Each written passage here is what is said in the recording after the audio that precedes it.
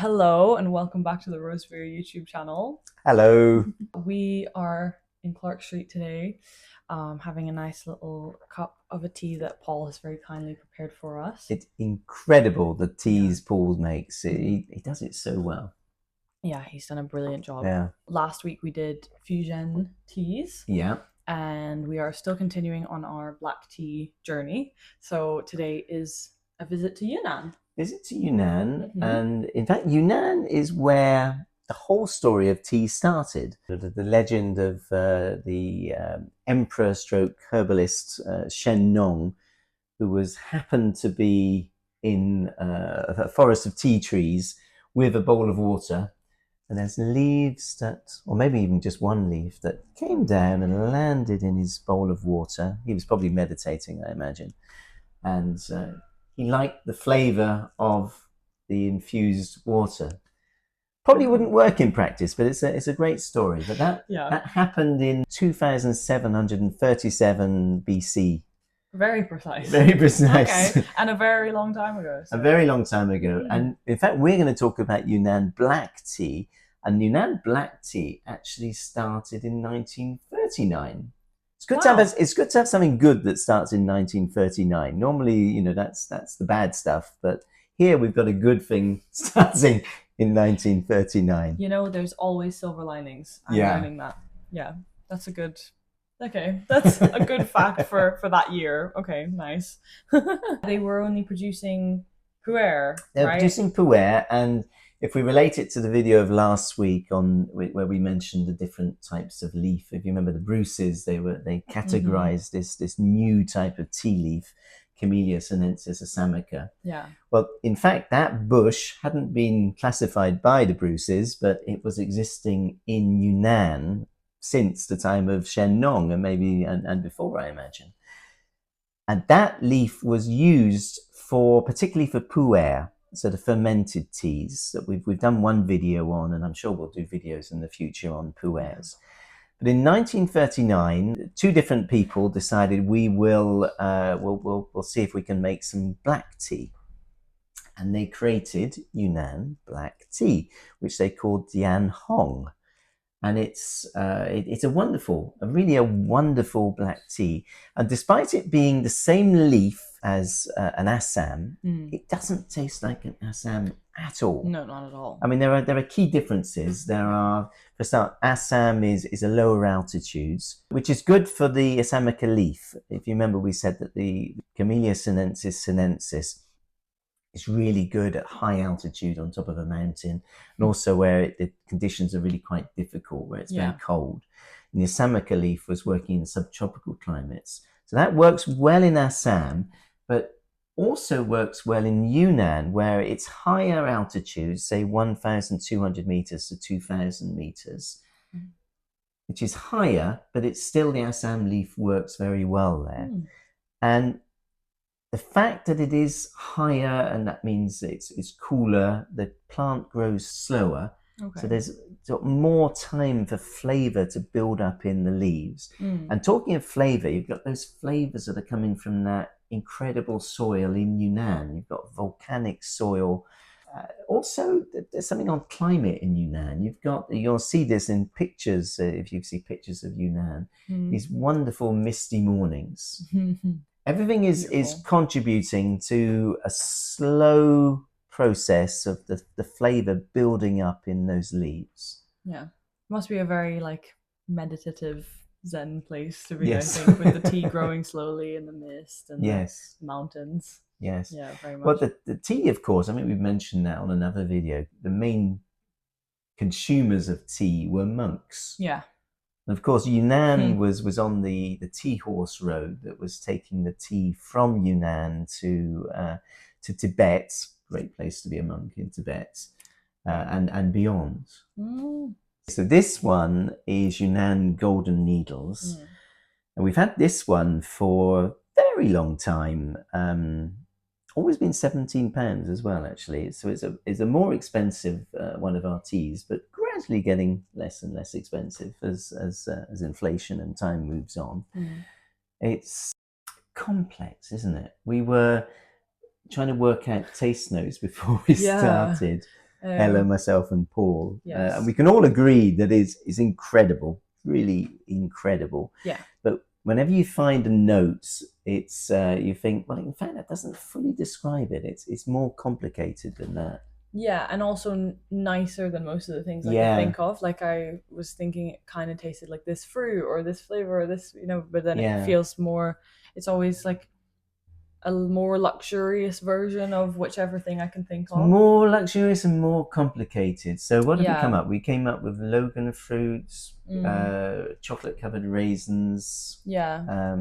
I thought I think there's a sort of a smell of plum, like a little bit. There's definitely like a stone fruit. Yes. Idea. And I can remember back when we first got the tea in, Isabel had an idea that was something of the water that you cook artichoke in.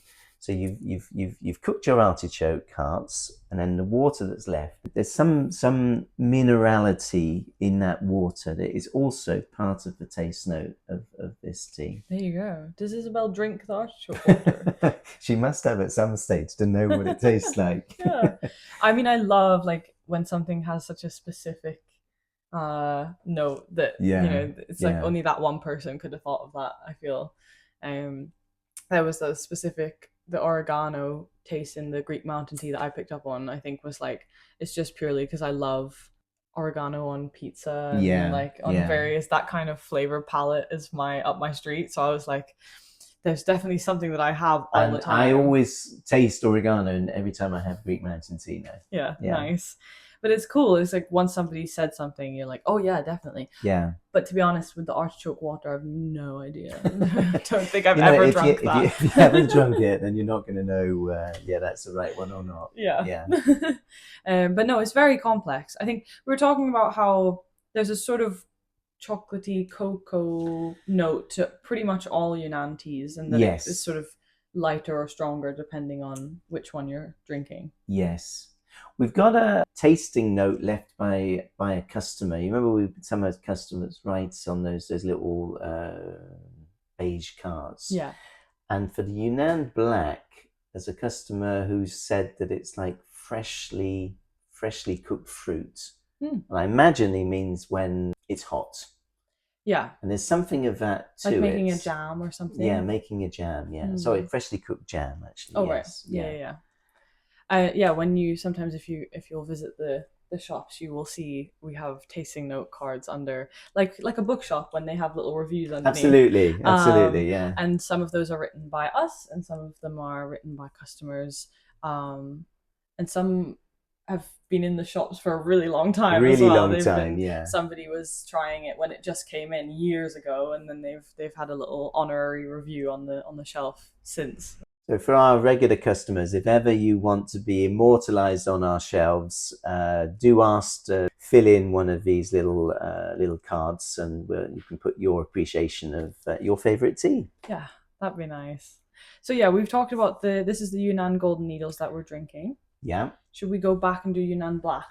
Okay, yeah. Yunnan Black, very, very popular tea.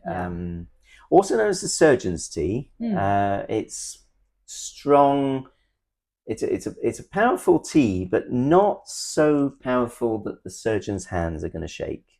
You really don't want the surgeon's hands to shake. Yeah, no, you really don't. Yeah. That's kind of like it improves his focus or her focus, but not to the point of yes. I don't know if there's a word for that, or like erraticness, or yeah.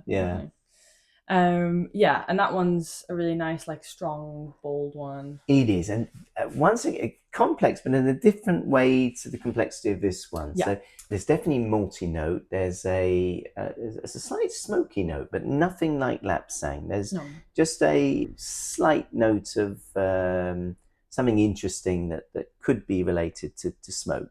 Really, the smallest amount you can imagine. This still hot, freshly made jam. It's such a great idea. That Yunnan Black's often a tea we suggest when someone has tried the other black teas and they say, I want to try something different. You say, well, that's one for sure you're gonna like. Yeah.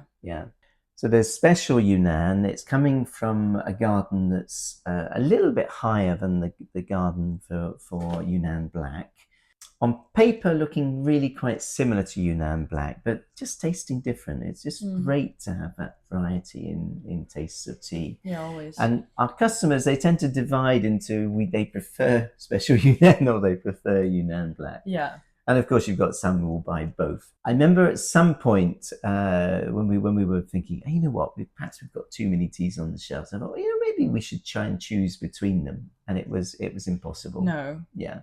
Would have had a riot. No. I think there would have been some very upset people yes. coming into the shop for a long time. I mean, I think there's as you say, there's the sort of smoky note that's in the Yunnan Black. Yes. And special Yunnan has like a sweet note. So they're that's probably the main difference, actually. Yes. Yeah. And in our sort of the highest quality Yunnans, we've got the Yunnan golden needles that we've had in our range for so many years. It's wonderful, with Isabel having the taste note of artichoke water. Yeah.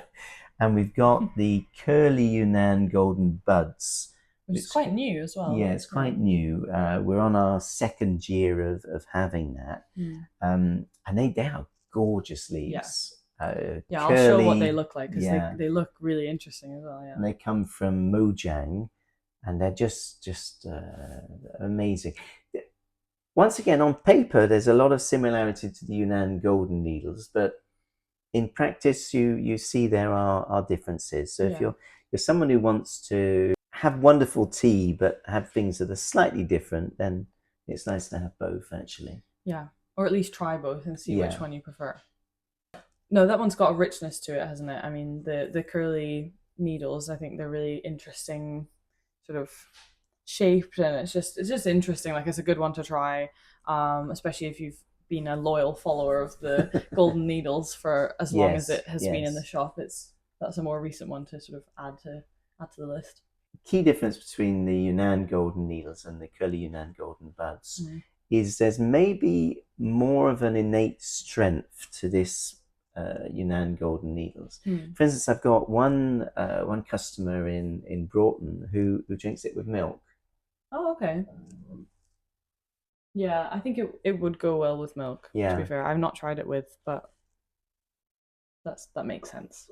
I mean, as we've mentioned on many videos already, it's if you are going to have milk with a tea, you've got to have quite a backbone, quite a strength to that tea. Definitely.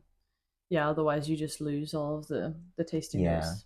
And it just drowns the tea. Yeah, can do. So Yunnan has some really cool teas that come out of that area of the world. Yeah, it really does. It's I mean, it's where tea started. It's sort of the birthplace of tea. Yunnan, conceivably in Myanmar as well, very close by. So also, if you look on the world map, you see how many tea areas are really close by. Nepal, India, it's all really close by. And of course, other tea areas in China, Fujian, etc. Yeah. Guangdong. It is ground zero for tea. Yeah, and we owe a lot to that. Absolutely. That area of the world, don't we? It's just a very special thing to have. Oh yeah, maybe we've got some. Oh, nice. Do you reckon? I actually wouldn't usually, but would you make second infusions with these? Oh yeah, definitely. It's there's so much flavour there, and it's also got a strength. So it's really worth doing. Yeah. So yeah, those are the Yunnan teas in the collection, and a little bit of context about the area that they come from and stuff. Yeah. Yeah, it's nice to be sort of working through this series and exploring the different areas. We actually we're going to do something else next week, I think. Yeah, we've got some new arrivals of teas that we'll talk about those perhaps next week, and before going back to our series on black teas. Yes, so if you're following along and you're hearing, you're wanting to hear about all the different black tea locations, then hold on to your horses, because we will definitely continue it. The tea horse road, hold on to your horses. Yeah. Yeah, pack the horses with the bags of tea and then hold on to them, because it's coming. We're going to take a slight detour to talk about some new exciting teas that are coming in, and then we will go back to whichever region is next up. We've got a few still to go, so yeah. Heman, maybe? Or that's an idea, yes. I don't know. Yeah, we hope you enjoyed today's video. If you enjoyed, do like and subscribe. See you next week. See you next time. Bye.